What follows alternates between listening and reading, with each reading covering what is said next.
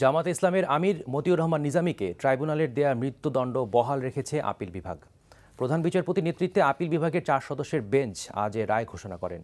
রায়ে 3টি অভিযোগে সর্বোচ্চ শাস্তি মৃত্যুদণ্ড এবং 2টিতে যাবজ্জীবন কারাদণ্ড বহাল রাখে, আর 3টি অভিযোগ থেকে তাকে খালাস দেওয়া হয়। রিপোর্ট করছেন হাসান জাবেদ।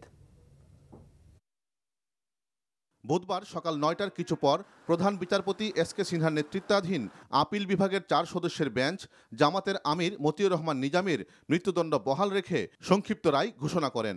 বুদ্ধিজীবী হত্যার একটি ও গণহত্যার 2টি অভিযোগে নিজামীকে ট্রাইব্যুনালের দেয়া মৃত্যুদণ্ড এবং অন্য 2টি অভিযোগে দেয়া যাবজ্জীবন সাজা বহাল রাখে আপিল বিভাগ, আর মৃত্যুদণ্ডের একটি এবং যাবজ্জীবন সাজার 2টি অভিযোগ থেকে তাকে খালাস দেওয়া হয়।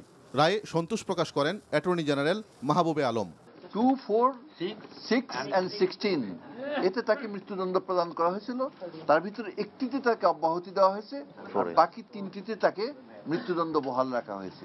এই মৃত্যুদণ্ডের পরিপ্রেক্ষিতে তিনি শুধুমাত্র এখন যদি রিভিউ ফাইল করেন, রিভিউর ফলে যা হবে তার subject to the judgement of review, তার মৃত্যুদণ্ড পরবর্তী সময়ে কার্যকর করা হবে।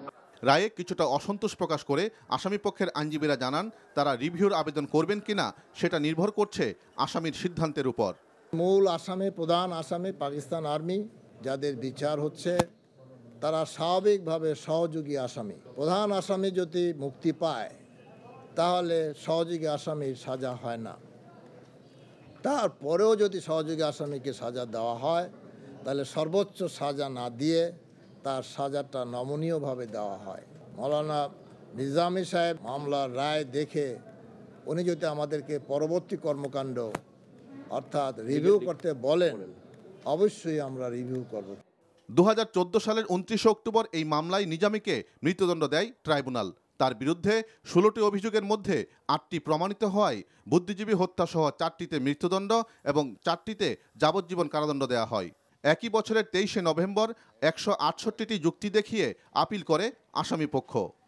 মুক্তিযুদ্ধের সময় সেপ্টেম্বরের পর থেকে ইসলামী ছাত্র সংঘের সভাপতি ছিলেন না মতিউর রহমান নিজামী, তাই আলবদর বাহিনীর বুদ্ধিজীবী হত্যার দায় তার উপর বর্তাবে না, এমন যুক্তি ছিল আসামিপক্ষের আইনজীবীদের।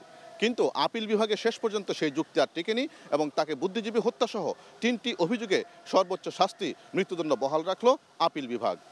Hasan Javed, NTV news, Bangladesh supreme court, Dhaka.